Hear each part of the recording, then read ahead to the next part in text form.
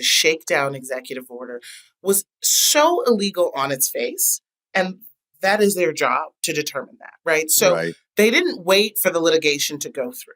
It was shocking to me. And of course, there are some law firms that have signed on to litigation, to take it all the way to the Supreme Court to get those shakedown EOs nullified. But What was the shakedown, Heather? Is it because I still don't quite understand what he was threatening or why. I know he was going to yeah, say, "Oh, I'll strip your security or I'll make it harder for you to get clients." But the why of it is, what is he saying they've done?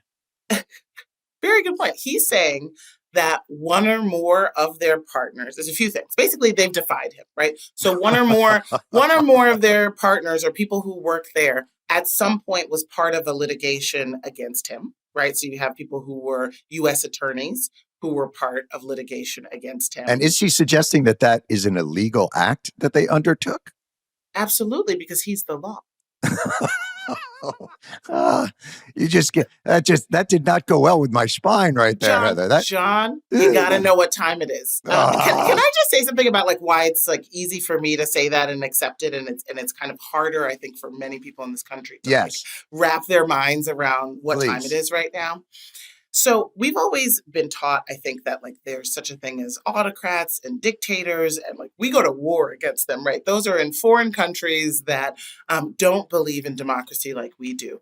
But Black people in America lived under autocracy for most of our history. Black people in the Deep South, in many places, live under a version of autocracy today, right? And so a world where there is a law that is the effective law that is used and enforced through violence, the threat of violence, being willing to take resources away from a community. Right. Economic damage. Exactly.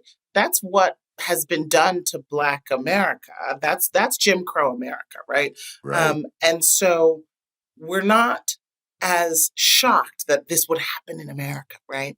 And I think it's really important All right. for everyone in this country to know what time it is, right? To learn from the resistance and defiance movements all around the world, but also the movements that end the Jim Crow autocracy in the United States, to learn how to be vigilant, to not be surprised, to know that there's strength in numbers, to know that if you give an inch when you don't have to, they will take everything, and to know what their vision is, the kind of world that they would like to see.